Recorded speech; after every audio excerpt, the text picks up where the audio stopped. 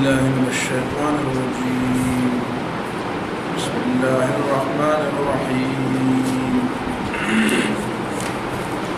قل تعالوا أتل ما حرم ربكم عليكم ألا تشركوا به شيئا وبالوالدين إحسانا ولا تقتلوا أولادكم من إملاق نحن نرزقكم وإياهم ولا تقربوا الفواحش ما ظهر منها وما بطن ولا تقتلوا النفس التي حرم الله إلا بالحق ذلكم وصاكم به لعلكم تعقلون ولا تقربوا مال اليتيم إلا بالتي هي أحسن حتى يبلغ أشده وأوفوا الكيل والميزان بالقسط لا نكلف نفسا إلا وسعها وإذا كنتم فاعدلوا ولو كان ذا قربى وبعهد الله أوفوا ذلكم وصاكم به لعلكم تذكرون.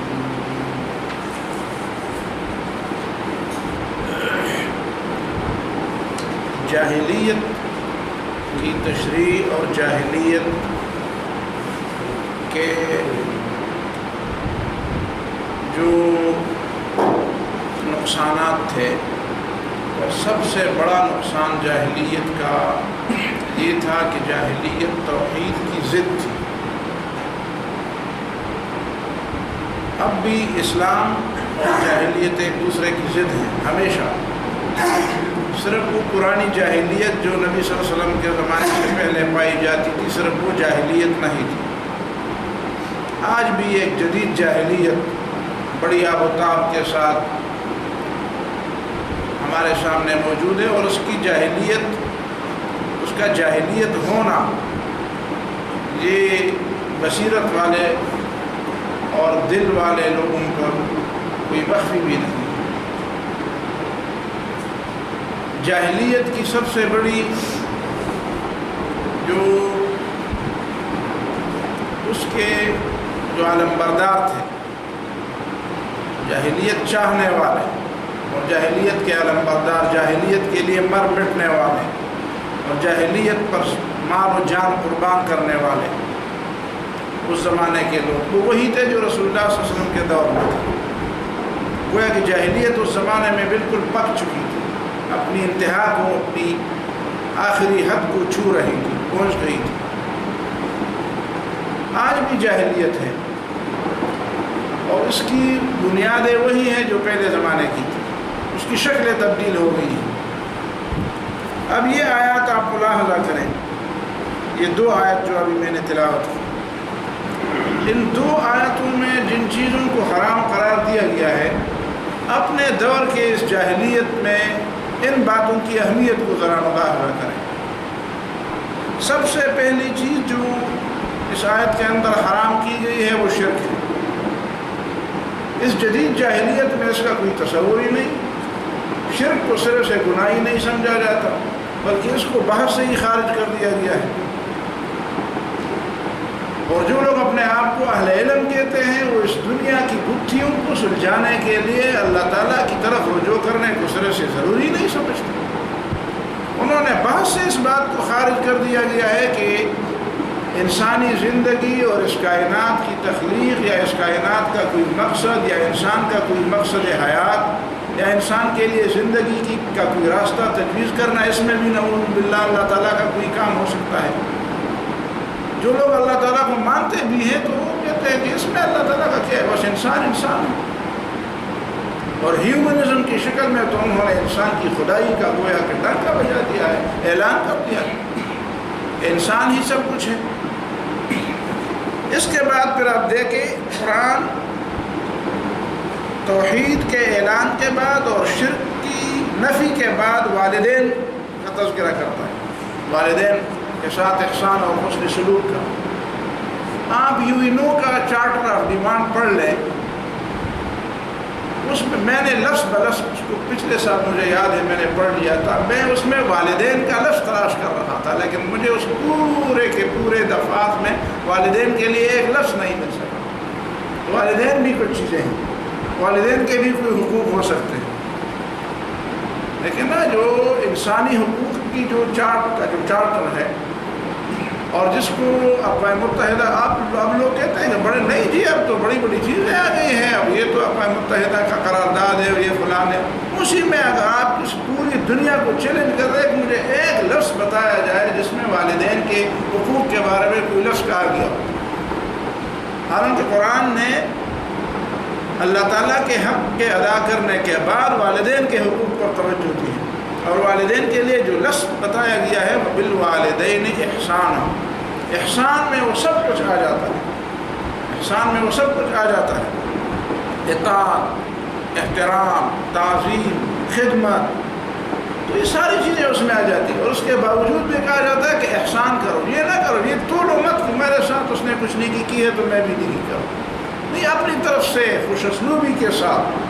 احسان کا مطلب کیا ہے؟ احسان کا مطلب یہ ہے کہ آپ ایک نیکی کرنا چاہتے ہیں، آپ اس سے بڑھ کر، سب سے بڑھ کر بہترین طریقے سے ایک عمل کرنا چاہتے ہیں، تو یہ تصور سے اس جاہلیت کے اندر ناپید ہے، بلکہ اس جاہلیت نے تو ہمارے مسلمانوں پر بھی ایسے برے اثرات ڈالے ہیں کہ آج کل بھی بچے اپنے والدین کے لیے فارغ ہی نہیں ہوتے، فارغ ہی نہیں ہوتے۔ جس جگہ بھی والدین کا اجتماع ہو، لوگ جمع ہوں، 5-10 آدمی جمع ہوں، تو بچوں سے شکایتیں ہوتی ہیں، بچوں سے شکایتیں ہوتی ہیں کہ والدین تو اپنے بچوں کی تربیت، ان کے آرام، ان کی ضروریات، ان کی ساری چیزوں کا لحاظ رکھتے ہیں، لیکن بچے والدین کی طرف صرف توجہ ہی نہیں کرتے، اور صرف سے مانتے نہیں ہیں کہ والدین کا بھی کوئی حق ہے۔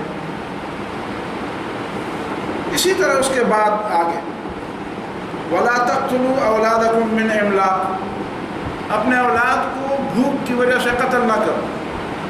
آج کل تو خاندانی منصوبہ بندی کی بنیاد ہی یہی ہے، بنیاد یہ ہے کہ تم کہاں سے روزی کماؤ گے اتنے بچے پیدا کر کے، اور جتنا جنجال کم ہوگا اور جتنے بچے کم ہوں گے اتنی زندگی آسان ہوگی، بچے کم ہوگی تو زندگی آسان ہوگی، اس کی تو بنیاد ہی گویا کہ قرآن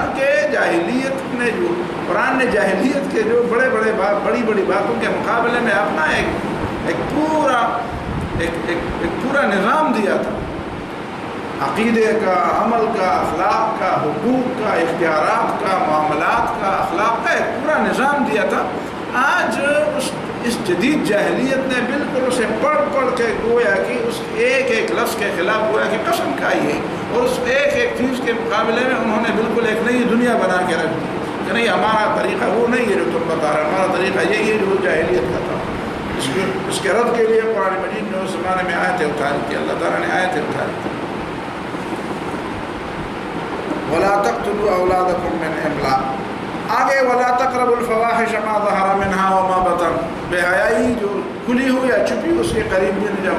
آج کی پوری دنیا کا گویا کہ نظام سارا بے حیائی پر بنا ہوا ہے، عورت کو مرد کے برابر لایا جائے، عورت کو باہر نکالا جائے، کتنی چیزیں، عورت کے حقوق کے بارے میں آپ تنظیمیں شمار نہیں کر سکتے، گن نہیں سکتے کہ کتنے کے عورت کی آزادی کے لیے اور عورت کے نام پر اور اس کا استحصال، حقیقت میں تو اس کا استحصال ہے، اور اس پر کتنے مضامین لکھے جاتے ہیں، کہتے ہیں نہیں یہاں پہ یہ ہو رہا ہے۔ مغرب میں اگر کچھ ہو جائے تو وہاں پہ سینکڑوں ہزاروں خواتین پر تیزاب ڈالا جائے، کچھ بات نہیں ہوتی، کسی کو پتہ ہی نہیں چلتا۔ وہاں پہ روزانہ ریپ ہوتے ہیں، چھوٹی بچیاں تک ریپ ہوتی ہیں، کوئی خبر ہی نہیں بنتی ہمارے ہاں۔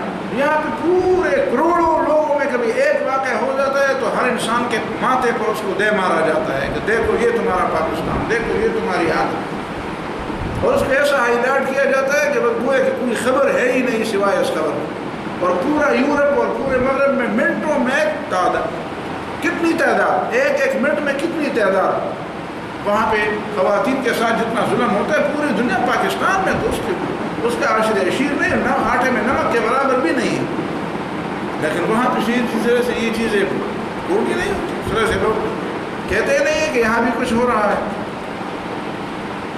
اور یہاں پہ کہا جائے کہ نہیں عورتیں تو تباہ ہو گئی، عورتیں تو برباد ہو گئی، اور کوئی حق نہیں دیتا، کبھی کہتے ہیں پردہ ضروری کر دیا جاتا ہے، کبھی کہتے ہیں اس کو گھر میں بند کیا جاتا ہے، کبھی کہتے ہیں غیرت کے نام پر یہ ہوتا ہے وہ ہوتا ہے، تو ان کا تو سارا نظام ہی اسی جاہلیت پر ہے۔ فواحش اور بے حیائی کو تو گویا کہ ایک انڈسٹری بنا دیا گیا ہے، صنعت ہے، بالکل ایک پوری صنعت ہے، اس پر اگر پابندی لگ جائے تو آپ کہیں کہ پوری صنعت ہی بیٹھ جائے لوگوں کی، سارے لوگوں کی تو آمدنی ہی اسی پر ہے. وَلَا تَقْتُلُوا النَّفْسَ الَّتِي حَرَّمَ اللَّهُ إِلَّا بِالْحَقِّ. قتل نفس، اور قرآن نے فرمایا وَلَا تَقْتُلُوا النَّفْسَ الَّتِي حَرَّمَ اللَّهُ إِلَّا بِالْحَقِّ. ٹھیک ہے نفس کا قتل حرام ہے، لیکن الا بالحق، حق نفس کے اوپر ہے. تو اس میں دو باتیں. وَلَا تَقْتُلُوا النَّفْس میں یہ نہیں فرمایا کہ نفس سے مراد نفس مسلمہ ہے، صرف مسلمان کا قتل حرام ہے. غیر مسلم کا قتل بھی حرام ہے بلا وجہ، غیر مسلم کا قتل بھی حرام ہے. نبی صلی اللہ علیہ وسلم فرمایا میں اس کے خلاف بولوں گا پھر قیامت کے دن، میں اس کا وکیل ہوں گا، میں اس کے لیے بات کروں گا قیامت کے دن، اور میں اس سے بری الذمہ ہوں جس نے کسی معاہد کو قتل کر دیا. ویزا لے کر اور اجازت لے کر مسلمانوں کے ملک میں آیا ہو اور پھر کوئی اس کو قتل کر دے، یا اس کے ساتھ ایک معاہدہ کیا گیا ہے کہ ہمارے اور آپ کے درمیان کوئی جنگ نہیں ہوگی، اور پھر اس کے باوجود تم اس کو قتل کر دیتے ہو، تو میں اسی کا ساتھی ہوں، میں اسی کے لیے بولوں گا قیامت کے دن. لیکن اس کے باوجود فرمایا الا بالحق. حق جو ہے وہ نفس اور انسان کی جان کے اوپر ایک مقام رکھتا ہے. حق کا مقام انسانی جان کے اوپر ہے، انسانی جان سے بڑھ کر ہے. یہ تصور لوگوں کے ہاں کہاں ہے. پہلے تو قتل نفس کو صرف سے گناہ نہیں کہ گوروں کے ہاں صرف گورے کا قتل گناہ ہے. آپ دیکھتے ہیں روزانہ اخبارات میں آتا ہے امریکہ میں کتنے کالے قتل گورے صرف شبہ کی بنا پر گئے. کالا ہے اس کے نہیں جی اس کے پاس بندوق تھی، نہیں وہ اس طرح گور رہا تھا، نہیں اس کا ارادہ ٹھیک نہیں تھا، اور ان پر تو ابھی تک ان کو انسان کیا ہمارے انسانوں کو انسان سمجھتے ہیں؟ کیا مغرب کے باشندے ایشیا کے لوگوں کو اور افریقہ کے لوگوں کو انسان سمجھتے ہیں؟ ان کا قتل ان کے لیے کیا ہے؟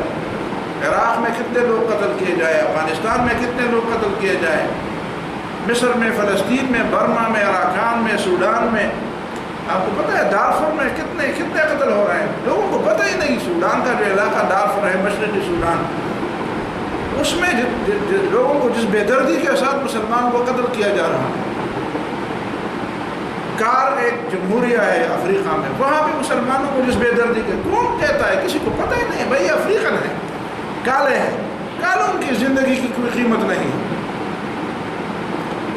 تو یہ جتنا بھی آپ سلسلہ آگے بڑھاتے جائیں گے، اسلام جو لوگوں کو جو نظام دیتا ہے، قرآن لوگوں کو جو نظام دیتا ہے، اللہ تعالیٰ جو احکام دیتا ہے، اس میں انسانیت کی بھلائی ہے. اس کے مقابلے میں جاہلیت والوں کی، ان کی جو شریعت ہے، جو جاہلی شریعت ہے، جاہل، وہ اس میں صرف ان کے فائدے ہوں گے. گوروں کے ہاں جو چیزیں ہیں ان میں ان کے فائدے ہیں. ابھی تک انہوں نے اپنے علاوہ کسی اور نسل کے لوگوں کو اور کسی اور رنگ کے لوگوں کو انسان ہی نہیں سمجھا. تو یہ اسی سیاق و سباق میں لوگ اس کو صرف اس موقع پر اس انداز سے دیکھتے ہیں کہ ٹھیک ہے پرانے زمانے میں جو جاہلیت کے لوگ تھے انہوں نے کچھ چیزوں کو حرام قرار دیا، کچھ چیزوں کو حلال قرار دیا، اللہ تعالیٰ نے فرمایا کہ نہیں وہ نہیں، یہ چیزیں ہیں اور بات ختم کر دی جاتی ہے. نہیں، انہوں نے اللہ تعالیٰ کی حلال کی ہوئی چیزوں میں اپنی تحلیل اور تحریم کا اختیار چلا کر گویا کہ انہوں نے اپنے دانش میں اللہ تعالیٰ کے اختیارات اپنے لیے انہوں نے اللہ تعالیٰ کے اختیارات پر ایک تعدی کیا ہے، دستدرازی کی ہے اس پر، اس کو اپنے لیے حاصل کرنے کی انہوں نے ایک کوشش کی ہے. یہ بات نہ سمجھی جائے کہ لوگ کہتے ہیں کہ بھئی وہ خدا کو تو مانتے ہیں لیکن چلو کیا ہوا ان کے ہاں یہ ٹھیک ہے، یہ غلط ہے، اب تمہارے ہاں وہ ٹھیک ہے، وہ غلط ہے. بھائی یہ ٹھیک اور غلط، یہ حق اور باطل، یہ جائز اور ناجائز، اس کا اختیار بندے کے پاس نہیں ہے. اس کا اختیار اللہ تعالیٰ کے پاس ہے. ہاں اللہ تعالیٰ کے مقرر کردہ فریم کے اندر اگر آپ اختیار چلائیں تو ٹھیک ہے. اس سے ایک غلط فہمی بھی دور ہونی چاہیے. کچھ لوگوں کی کتابیں ہم پڑھتے ہیں. ایک صاحب ہے کراچی کے اندر، آپ کو شاید فاطمہ کیا ہے، اس نے ایک کتاب لکھی، کئی کتابیں لکھی ہے، کتاب اس نے لکھی ہے. اس میں دیکھیں نا ایک بات کو الجھانے کے لیے لوگوں کو کیسے طریقے آتے ہیں. کہتے ہیں کہ دیکھو حلال اور حرام مقرر کرنا تو اللہ تعالیٰ کا کام ہے، اور فلان فقہ کی کتاب میں دیکھو امام ابو حنیفہ نے فلان چیز کو حرام قرار دیا اور فلان چیز کو حلال قرار دیا. اب دیکھیں یہ شرک نہیں ہے. ایک طرف اللہ تعالیٰ نے فرمایا کہ حرام اور حلال کے اختیار اللہ تعالیٰ کے پاس ہے، دوسری طرف یہ لوگ کہتے ہیں کہ امام ابو حنیفہ نے فلان چیز کو حرام قرار دیا اور فلاں چیز کو حلال قرار دیا. امام شافعی نے فلاں کو حرام قرار دیا اور فلاں کو حلال قرار دیا. اب یہ بات اتنی سادہ تو نہیں ہے. یا تو ایک شخص اتنا سادہ ہے تو اس کو لکھنے کی بجائے کسی سے پڑھنا چاہیے تھا, کسی مدرسے میں داخلہ لینا چاہیے تھا. اور یا اگر یہ سادہ نہیں ہے اور سمجھدار ہے تو پھر اتنا چالاک اور اتنا بدبخت ہے اور اتنا ظالم ہے کہ اس کو اتنا بھی نہیں معلوم کہ امام ابو حنیفہ نے کسی چیز کو حرام قرار دیا تو کیا امام ابو حنیفہ نے خنزیر کو حلال قرار دیا؟ امام ابو حنیفہ نے نماز کو حرام قرار دیا ہے؟ کوئی ایک ایسی چیز بتائی جائے جو اللہ نے فرض قرار دی ہو اور امام ابو حنیفہ نے فرمایا ہو کہ نہیں یہ فرض نہیں یہ حرام. کوئی ایک چیز کا نام لیا جائے جسے اللہ تعالیٰ نے حرام قرار دیا ہو اور امام ابو حنیفہ, امام شافعی, امام مالک, امام احمد بن حنبل ان لوگوں نے اس کو جائز قرار دیا. کوئی ایک نام بتایا جائے تو نام نہیں بتا سکتے. ائمہ نے ان چیزوں کی تحلیل اور تحریم کے بارے میں بات کی ہے جس سے قرآن اور سنت خاموش ہے. آپ میں سے کسی سے میں پوچھوں کہ بلی شریعت کے نزدیک, قرآن اور سنت کے نزدیک بلی حرام ہے کہ حلال, تو آپ مجھے کوئی آیت بتا سکیں گے؟ کوئی شخص ایک آیت بتا سکے گا بلی کے بارے میں؟ کوئی شخص ایک حدیث بتا سکے گا بلی کے بارے میں کہ بلی حلال ہے کہ حرام؟ نہیں بتا سکتا. اسی لیے اس میں اختلاف پیدا ہوا. تو امام ابو حنیفہ نے فرمایا کہ بلی حرام ہے, اور لیث بن سعد ایک بڑا امام ہے, اس زمانے کا بہت بڑا امام ہے, لیکن اس کو اچھے شاگرد نہیں ملے تو اس کا نام زیادہ روشن نہیں ہوا. امام ابو حنیفہ کو اچھے شاگرد مل گئے تو نام زیادہ روشن ہوا. لیث بن سعد بہت بڑے فقیہ ہیں, وہ کہتے ہیں بلی حلال ہے. تو اب لیث نے اگر بلی کو حلال قرار دیا اور امام ابو حنیفہ نے بلی کو حرام قرار دیا تو کیا اس نے قرآن اور سنت کی مخالفت کی؟ لوگوں کے لیے ایک آسانی پیدا کی. جس نے حرام قرار دیا اس نے حرمت کے لیے دلیل دی, جس نے حلال قرار دیا اس نے حلت کے لیے دلیل دی. اب آپ دیکھیں آپ کو کون سی دلیل پسند آتی ہے تو دلیل کے مطابق آپ کو. لیکن یہ کس نے کہا کہ امام ابو حنیفہ کے نزدیک لیث بن سعد نے کوئی کفر کیا یا لیث بن سعد کے نزدیک امام ابو حنیفہ نے کوئی کفر کیا؟ یہ تو تمہیں کفر نظر آ رہا ہے کہ تمہارے عقل کے اندر فطور ہے, تمہاری نیت درست نہیں ہے اور سمجھتے نہیں ہو کہ اس کا مطلب کیا ہے. تو لوگ عجیب چیزیں ہیں, عجیب باتیں لوگ کرتے ہیں. بہرحال ان آیات میں ان ساری باتوں کی طرف توجہ دینے کی ضرورت ہے, ساری باتوں کی طرف توجہ دینے کی ضرورت ہے. وَلَا تَقْتُلُوا النَّفْسَ الَّتِي حَرَّمَ اللَّهُ إِلَّا بِالْحَقِّ. اسی کے اندر ایک بات چھپی ہوئی ہے. گویا کہ حق کا مقام جو ہے وہ انسان کے اوپر ہے. آج کل تو دنیا میں یہ بتایا جا رہا ہے کہ سب سے اوپر مقام دنیا میں بس انسان ہی کا ہے. نہیں, انسان کے مقام سے بھی ایک اوپر ایک مقام ہے اور وہ ہے حق کا. اور حق ہی نے انسان کو یہ مقام دیا ہے. اور اگر انسان اس حق کو نظر انداز کرتا ہے اور اس حق کو حق نہیں سمجھتا تو گویا کہ اس نے اپنے اس کی حرمت, اس کے نفس کی جو حرمت تھی, اس کے خون کی جو حرمت تھی, اس کے خون کا جو تحفظ تھا, اس تحفظ کو اس نے خود ختم کر دیا. ظاہر ہے کہ جس چھت کے نیچے آپ ہیں اور اس چھت کو آپ خود اڑا دیں تو ظاہر ہے آپ نے خود اپنا تحفظ برباد کر دیا. جو چیز آپ کی حفاظت کرنے والی تھی آپ نے خود اس کو تباہ کر دیا.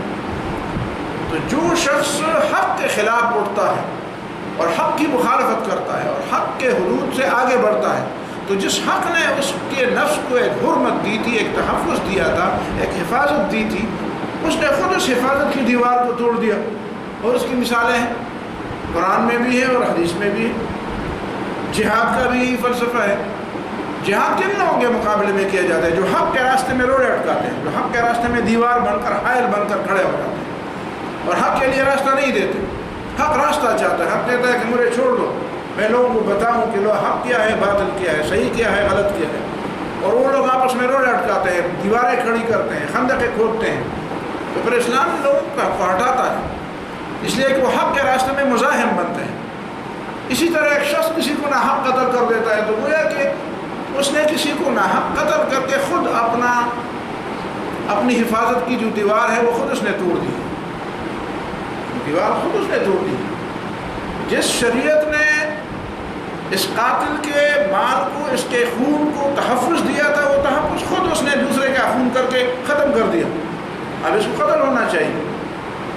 اسی طرح جو مرتد ہوا وہ بھی حق کے خلاف کھڑا ہوا, اس نے گویا کہ حق کے خلاف بغاوت کے عالم بلند کر دیا. ارتداد لوگ عجیب بات کہتے ہیں، آج بھی لوگ سمجھتے ہیں کہ ارتداد، اسلام میں ارتداد کی سزا قتل ہے، تو اس کی کیا وجہ؟ بھائی اس کی کیا وجہ ہے کہ آئین کی بغاوت کی سزا قتل ہے۔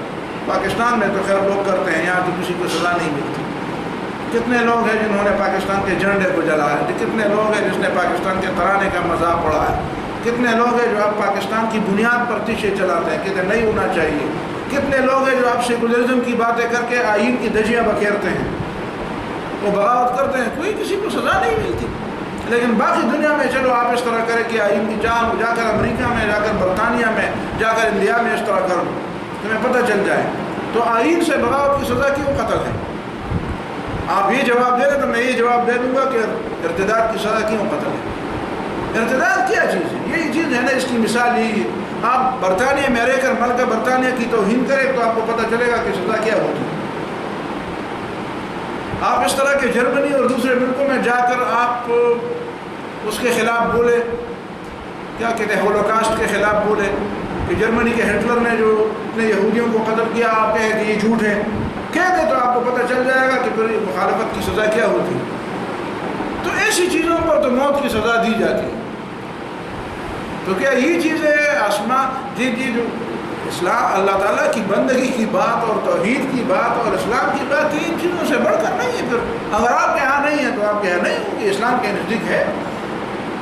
اسی طرح تو آپ یہ بھی کہہ سکتے ہیں کہ مثال کے طور پر ہندوستان میں ہندوستان کے آئین کے خلاف بات کرنا بغاوت ہے، لیکن پاکستان میں ہندوستان کے آئین کے خلاف بات کرے تو میں بات کرتا ہوں، میں نے ہولوکاسٹ کو بھی جھوٹ کرا، میں کر جھوٹ تو مجھے کیا سزا ہو سکے؟ میں جرمنی میں تھوڑا ہوں، پاکستان میں اس پر سزا نہیں ہے، تو ٹھیک ہے، اسلام میں اسی پر سزا ہے، عیسائیت پر نہیں۔ اب کچھ لوگ یہ سمجھتے ہیں کہ عیسائیت جب سزا نہیں دیتی، یہودی، بھائی ہم عیسائیت سے نہیں سیکھتے، عیسائیت معیار نہیں ہے، یہودیت میں سزا نہیں ہے، دنیا کے ملکوں میں، دنیا کے ملک ہمارے لیے معیار نہیں ہے۔ آپ نے ہمیں سمجھا نہیں، آپ نے اسلام کو نہیں سمجھا۔ الاسلام یعلو ولا یعلی، اسلام کسی سے نہیں سیکھتا، لوگوں کو چاہیے کہ وہ اسلام سے سیکھیں۔ آپ کا اپنا معیار ہے، ہمارا اپنا معیار ہے۔ آپ کے نزدیک تو ننگے پھرنا برنا شاید ثواب ہو، ہمارے نزدیک یہ گناہ ہے۔ تو یہ کون سی بات ہے؟ کیا آپ معیار ہے دنیا کے لیے؟ یہ جرمنی، فرانس اور جاپان اور امریکہ دنیا کے لیے معیار ہے؟ کس بنیاد پر یہ معیار ہے؟ کیا وہ انسان ہے، باقی لوگ انسان نہیں ہیں؟ ان کو حق ہے پوری دنیا کے لیے قانون بنانے کا حق ہے؟ نہیں، ہم کو تو نہیں۔ یہ نہ کہا جائے کہ فلان ملک یہ کرتا ہے، وہ بھائی کوئی لوگ، بھائی ہندوستان کے لوگ پیشاب پیتے ہیں اور ہم کہتے ہیں پیشاب حرام ہے، تو آپ ہمیں یہ کہیں گے کہ نہیں، لوگ تو پیشاب پیتے ہیں، آپ اس کو حرام قرار دیتے ہیں، آپ اس کو گندا قرار دیتے ہیں۔ بھائی ہم گندا قرار دیتے ہیں، وہ پیے تو پیے، تو آپ ہمارے اوپر یہ لازم کریں گے کہ ہندوستان کے لوگ پیشاب پئیں گے تو ہم بھی اس کو حلال قرار دیں؟ یہ کون سی بات ہے؟ یہ تو کوئی دلیل ہی نہیں ہے۔ لوگ جھوٹ پر اجر دیں، لوگ جھوٹ پر ثواب کی بات کریں، لوگ جھوٹ پر انعامات دیں تو دیتے رہیں، ہمیں کیا ہے اس سے؟ ہم تو جھوٹ کو جھوٹ سمجھتے ہیں، ہم تو غلط کو غلط سمجھتے ہیں۔ اسلام کے بارے میں آپ یہ نہیں کہیں کہ اسلام دوسروں سے سیکھ کر اور دنیا کو دیکھ کر، ہمارا قانون اٹل ہے، ہمارا نظام جو ہے اللہ تعالیٰ نے دیا ہے، وہ بالکل وہ دائمی ضوابط ہے، دائمی قوانین، تمہارے قوانین بدلتے رہتے ہیں۔ آج لوگ ایک چیز چاہتے ہیں تو تم بدلتے ہو، کل وہ چیز دوسری چیز چاہتے ہیں، آپ کہتے ہیں ٹھیک ہے یہ لے لو، عوام کی مرضی کے مطابق بدلتے ہیں۔ سیکولرزم کا مطلب کیا ہے؟ عوام کی مرضی، تو عوام کی مرضی ایک وقت ایک ہوتی ہے، دوسری وقت دوسری ہوتی ہے، تو مرضیاں بدلتے رہتی ہے تو قوانین بھی بدلتے رہتے ہیں۔ اسلام میں تو ایسا نہیں، اسلام میں اپنے اٹل ضوابط ہیں، اٹل کا، ہاں ان میں ایک آسانی بھی ہے کہ وہ زمانے کے ساتھ چلتے بھی ہیں، ان میں کچھ اصول ایسے ہیں، کچھ چیزیں ایسی ہیں جو لوگوں کی آسانی کے لیے اور زمانے کے مسائل کے حل، اس میں اسی کے لیے اس میں کچھ آسانیاں بھی پیدا کی گئی، اس میں دونوں چیزیں، کچھ اصول اٹل ہیں اور کچھ چیزیں ایسی ہیں جس میں ایک آسانی بھی ہے، جس میں کافی لچک پیدا کی گئی ہے کہ وہ زمانے کے تقاضوں کے مطابق لوگوں کی رہنمائی ہو سکے۔ دونوں چیزیں ہیں اسلام کے اندر، لیکن اصول کم از کم اٹل ہے۔ ہر بات زمانے کی وجہ سے نہیں بدل سکتی، اس کی ہر بات زمانے کی وجہ سے بدل جائے۔ تو یہ لوگوں نے عجیب بات گڑھ لی ہے کہ جی ارتداد کی سزا تو عیسائیت میں نہیں ہے، یہودیت میں نہیں ہے، فلان ازم میں، بدھزم میں نہیں ہے، فلان، بھائی ازموں کو چھوڑ دو، ان کے یہاں چھوڑ دو، ان کے اپنا نظام ہے، ہمارا اپنا نظام ہے۔ تو یہ لوگ بات کرتے ہیں. اور پھر یہ عجیب بات ہے کہ سچ اور جھوٹ میں ایک آدمی کو حق ہو کہ سچ اختیار کرے یا جھوٹ اختیار کرے، اور ایک آدمی جو جھوٹ کو چھوڑ کر سچ کے پاس آ جائے وہ بھی اسی طرح ہے جو سچ کو چھوڑ کر جھوٹ کے پاس آ جائے. ایک آدمی ویرانے کو چھوڑ کر آبادی میں آ جائے وہ بھی انعامات کا مستحق، اور آبادی کو چھوڑ کر ویرانے میں چلا جائے وہ بھی انعام کا مستحق. یہ کون سی بات ہوئی؟ جو عیسائیت، یہودیت، ہندو مت، دوسرے ازم کو چھوڑ کر اسلام میں آتا ہے وہ گویا کہ جھوٹ کو چھوڑ کر سچ بات اختیار کر دیتا ہے، اس پہ سزا نہیں ہونی چاہیے. لیکن جو اسلام کو چھوڑ کر دوسرے ازموں میں جاتا ہے وہ سچ کو چھوڑ کر جھوٹ کو اختیار کرتا ہے. وہ سچ کو جھوٹ سمجھتا ہے اور جھوٹ کو سچ سمجھتا ہے تو وہ غلط کرتا ہے، اسے سزا ہونی چاہیے. باقی یہ بات اگر کسی کے ذہن میں نہ ہے کہ اسلام حق ہے اور یہودیت اور عیسائیت اور یہ سارے نظام غلط ہے تو اسی پر بات ہونی چاہیے. اسی پر بات نہیں ہونی چاہیے کہ مرتد کی سزا قتل ہے کہ نہیں. اس کے ساتھ اس نقطے پر بات نہیں ہوگی کہ مرتد کی سزا قتل ہے کہ نہیں. اس کے ساتھ اس نقطے پر بات ہوگی کہ اسلام سچا ہے یا دوسرے ادیان سچے. بنیاد جڑ کی بات ہونی چاہیے، شاخ کو جڑ کے ساتھ پیوستہ. تو یہ لوگوں کی عجیب بات ہے. قل تعالوا کہہ دو کہ آ جاؤ، اوپر آ جاؤ. یہ پہلے درس میں پچھلے ہفتے بتا دیا گیا تھا. قرآن یہاں پہ یہ کہتا ہے تعالو کا مطلب ہے کہ تم بہت نیچے، تم گویا کہ کنویں میں ہو، تم بالکل ایک نشیب میں ہو، بالکل کسی کونے قدرے، کسی کھڑے میں، کسی کنویں میں، کسی ویران کنویں میں پڑے ہو. تعالو اوپر آ جاؤ. اسلام کے احکامات تمہیں اوپر لے آنے کے لیے اوپر آ جاؤ. اوپر آنے کا مطلب کیا ہے؟ بلندی کی طرف آ جاؤ. بلند نسبلین تمہیں ملے گا، بلند اخلاق ملیں گے، وسعت نظر ملے گی، بلند کردار، بہت بلندی کی طرف لے جانے کا موقع ملے گا. اللہ تعالیٰ کے یہاں بہت بڑے بڑے انعامات ملیں گے، بہت بڑے بڑے انعامات ملیں گے، بہت بڑے رتبے، بہت بڑے بڑے تختوں پر تمہیں بٹھا، بہت بڑی بڑی کرسیاں ملیں گی تمہیں. تعالو آ جاؤ، اوپر آ جاؤ. اتل ما حرم ربکم علیکم، میں پڑھ کے تمہیں سناؤں، میں پڑھ لوں تمہارے سامنے وہ چیزیں جو تمہارے رب نے تمہارے اوپر جو پابندیاں لگائی ہیں. حرم ربکم علیکم، یہ چیزیں اللہ تعالیٰ نے تمہارے لیے حرام قرار دی ہیں. پہلی بات تو یہ ہے کہ اللہ تشرکو وہو اللہ تشرکو بہ شیئا، یا اوصاکم اللہ تشرکو بہ شیئا. اللہ تعالیٰ نے تمہیں وصیت کی ہے، تاکیدی حکم کیا کہ پہلی بات تو یہ ہے کہ شرک نہ کرو. یہ بات لوگوں کو عجیب معلوم ہوتی ہے، لیکن پچھلی تقریروں سے آپ کو پتہ چل گیا ہے کہ شرک کی نفی کیوں اتنی اہم قرار دی، توحید کی بات اتنی اہم کیوں ہے. ساری باتوں کی بنیاد تو توحید ہے، اور ساری گمراہیوں کی بنیاد شرک ہے، اور ساری غلطیوں کی بنیاد شرک ہے. شرک ہی وہ چیز ہے جو ناقابل معافی ہے. اسی لیے کہ یہ ساری گندگیوں کی، ساری برائیوں کی، ساری خرابیوں کی، ساری بربادیوں کی اور انسانیت کے خلاف جتنی بھی چیزیں ہیں، جتنے بھی اعمال ہیں، جتنے بھی کردار ہیں، جتنے بھی مذہب کی جڑ میں بنیادی چیز شرک ہے. تو پہلی بات تو یہ ہے کہ اللہ تشرکو بہ شیئا. اور آپ کو پتہ چل گیا کہ اللہ تعالیٰ کی حرام کی ہوئی چیز کو حلال قرار دینا، اللہ تعالیٰ کی حلال کی ہوئی چیز کو حرام قرار دینا، خود شارع بن بیٹھنا، خود حرام و حلال اپنے لیے یہ اختیار اپنے لیے چھیننا کہ میں ہی یا کوئی قوم ہی یا کوئی ملک یا کوئی علاقہ، کوئی بر اعظم کے لوگ اس اہل ہیں کہ وہ لوگوں کے لیے اور دنیا کے لیے وہ آرڈر بنائے، ورلڈ آرڈر بنائے. یہ چیز بجائے خود شرک ہے. تو سب سے پہلی بات یہ ہے کہ اللہ تشرکو بہ شیئا. اور شرک کے بعد پھر فرمایا وبالوالدین احسانا. پوری دنیا کے قوانین و بین الاقوامی انٹرنیشنل لا میں کوئی اقوام متحدہ کے چارٹر میں والدین کے لیے کوئی جگہ نہیں. قرآن نے شرک کے بعد پھر فرمایا وبالوالدین احسانا، والدین کے ساتھ حسن سلوک کی. ولا تقتلوا اولادکم من املاق، اور بھوک کی وجہ سے اپنے اولاد کو قتل نہ کرو. اپنی اولاد کو قتل، بچیوں کو قتل کرنا وہ الگ بات ہے، اولاد کو قتل کرنا بھوک کی وجہ سے الگ بات ہے. آج بھی خاندانی منصوبہ بندی کے پیچھے یہی فلسفہ کار فرما ہے، یہی فلسفہ ہے. اب لوگ اس کے اور دلائل بھی دیتے ہیں، لیکن بنیادی فلسفہ یہی ہے. برطانیہ کا وہ سائنسدان کون تھا، وہ کیا نام تھا اس کا برطانیہ کا، سمجھ میں آ گئی بات؟ پاکستان بننے سے پہلے کی بات ہے، اسی نے یہ فلسفہ گڑھا ہے کہ بھائی منصوبہ بندی ہونی چاہیے، اتنے بچے نہیں ہونے چاہیے اس کے لیے. تو یہ املاک کی وجہ سے وسائل کم ہیں. وسائل کم نہیں ہے، ڈاکو نے لوٹ لیے. وَلَا تَقْتُلُوا أَوْلَادَكُم مِّنْ إِمْلَاقٍ نَحْنُ نَرْزُقُكُمْ وَإِيَّاهُمْ، ہم تمہیں بھی روزی دیتے ہیں، ان کو بھی روزی دیں گے. وَلَا تَقْرَبُوا الْفَوَاحِشَ مَا ظَهَرَ مِنْهَا وَمَا بَطَنَ، بے حیائی کے کاموں کے قریب بھی نہ جاؤ. فواحش جمع ہے، چھوٹی سی بات سے لے کر ایک خاتون کا بن سنور کے باہر نکلنا سے لے کر آخر تک جتنی بھی چیزیں ہیں، بے حیائی، بے پردگی، مرد و عورت کا آزادانہ اختلاط، گانے بجانے، محفلیں، ڈرامے، یہ ساری چیزیں چھوٹی بڑی، یہ ساری چیز یہ فواحش میں شامل ہیں.